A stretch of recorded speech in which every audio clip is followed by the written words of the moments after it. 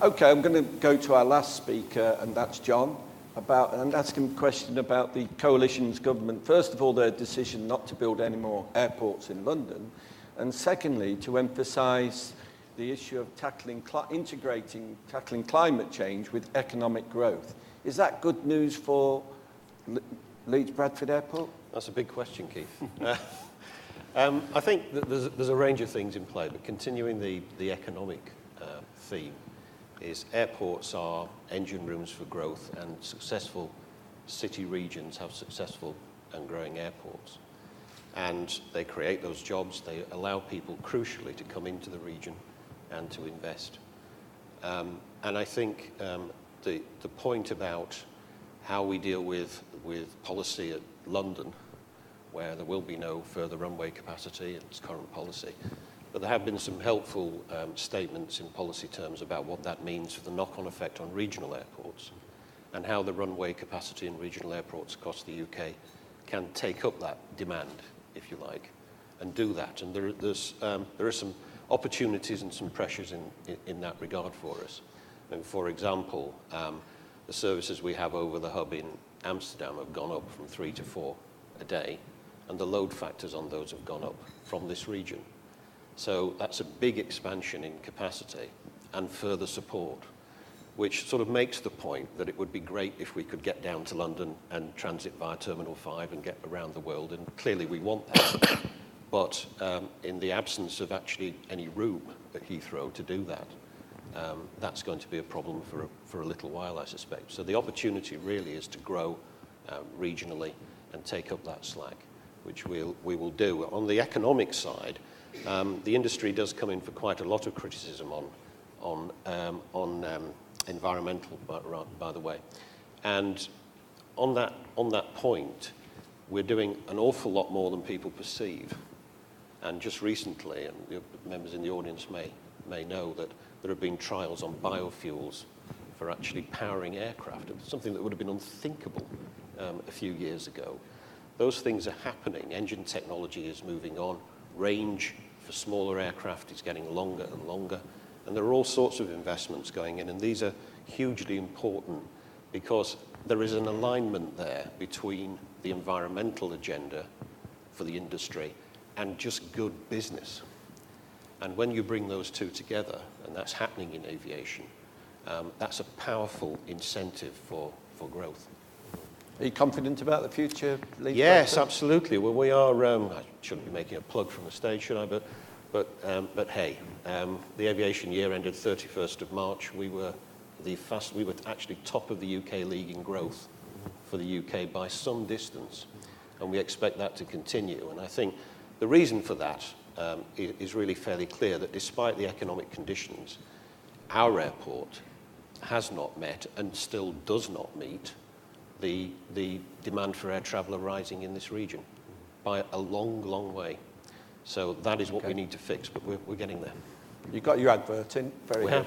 Okay, I'm now going to leave it open now for the audience. There are roving mics around, so if you indicate that you want to speak, hopefully one of our people will be able to pass you the mic. So can I, if there are a large number, I'll take it batches at a time. But so far, it looks like you've had a late night, but I'm sure deep down someone will start. Yes, we've got one person in the middle, thank you. If you could just introduce yourself as well, that would be helpful, thanks. Hello, I'm Simon Britton from Leeds City Council. I run the enterprise support and business investment teams there. My question's kind of the man on the Clapham omnibus question.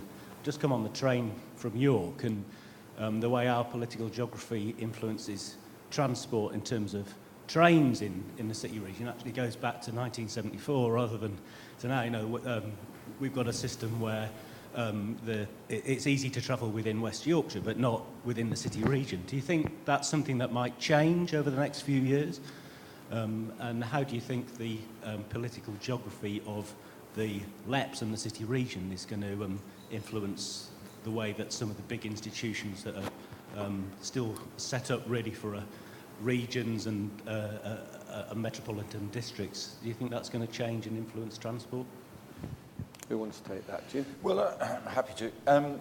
I sincerely hope it does, because I think for the reasons you mentioned, it's needed. I mean, if I look with a railway perspective at Leeds and York and so on, the thing that strikes me is there's no city-region rail network, and that's not just because that's the title of the LEP.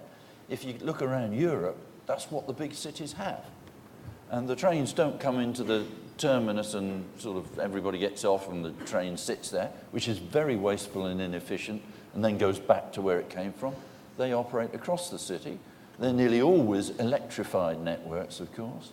So there's a bit of a clue, because electrification of rail networks, which sounds like a nice thing to have, can lead to more efficient rail services and cross connections. Your York train should go into Leeds and across to Bradford or to Halifax or whatever, and it should be running every 15 minutes, and it should be the standard you would expect in a major European centre.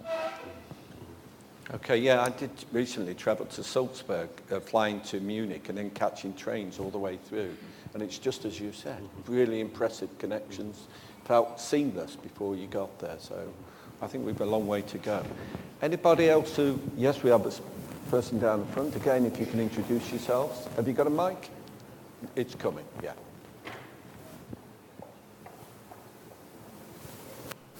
Thank you. Mick Milner, I'm a foundryman, and I suspect one of the few manufacturers here today. IT gives us the opportunity to move knowledge, but as a manufacturer, we need to move goods about, and we need to move goods about in the city region. It's easier for me to trade into Lancashire than it is to trade into different parts of the city region. And part of that is, it seems to me that there's been a move that says pedestrians have more of a right to stop traffic on some of our trunk roads than actually moving goods about. Do we need to think about separating pedestrians from trunk roads so that we can move goods more quickly around the region? Right, John. Simple question. Thank you for that. I think it's perhaps less an issue about trunk roads and more of an issue about how urban transport policies developed. There may well be issues on the rail side about, particularly on the more congested links in the rail network, about relative priority. But I think I take your general point. It is quite easy for transport policy to become overly focused on the interests of moving people around. People also tend to vote more than industrial products. And there needs to be a conscious effort from the point of view of the LEP, which may be better placed than some, but from the point of view of the local authorities, to build in a very clear set of policies for freight and open up some of the very difficult issues about where moving goods around, maybe resupplying shops, impacts on local communities. And there are some real difficult tensions there about nighttime deliveries, etc. So I think it is a very, very live but difficult issue. Jim, I wonder if given we did something many years ago on the Northern Way, which was addressing the very question, would you like to? Yeah. Well, one of the interesting things we have to remember is, I mean, you've illustrated the point by making the connection with pedestrians, but our road network and our rail network share one characteristic, which is they're multi-purpose. So they're carrying local traffic, regional traffic, long-distance traffic, and the motorways and the rail network have got very similar problems. Around the cities, they're very congested. So, you know, there's a very similar and common problem. And out of that, of course, certain categories suffer. Like the poor guy trying to deliver his freight and get to his customers reliably is building in, I mean, I guess what you're doing is building in the slack for the worst journey, because you don't know otherwise you're going to get the truck back. So it's incredibly inefficient. It really does damage the economy. And I think we know that. So the question is, what do you do about it? You can't, again, it comes back to, you're going to have to prioritize, I'm afraid. You're not going to be able to do everything. Investment in higher gauge for rail freight is one thing that has been done, is happening in the region. I mean, high-speed rail, everybody thinks, well, it's way off in the future. I mean, if we get time to talk about it, I would contend it isn't way off in the future, even for this part of the country. Don't believe it needs to wait till the 2030s for you to get benefit from it.